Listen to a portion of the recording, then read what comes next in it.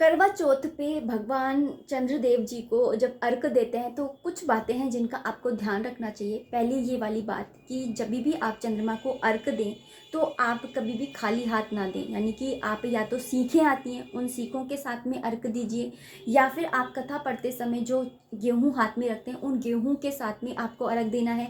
या फिर कोई चांदी की अंगूठी, चांदी की, सोने की नहीं, पीतल की नहीं, किसी की नहीं, सिर्फ चांदी की अंगूठी के साथ में ही आप अर्घ दे सकते हैं। और दूसरा चीज़, आपको जो लोटा है वो खाली लोटा नहीं लेना है, मतलब कि खाली पानी भर लिया ऐसा नहीं लेना है। आपको उस लोटे के अंदर कुछ दाने चीनी के डालने हैं, कुछ दाने मतलब वो 2-4 बूंदे आपको वो दूध की डालनी, कच्चे दूध की। तो ये चीज़ें डाल करके और फिर आपको अर्घ देना होता है।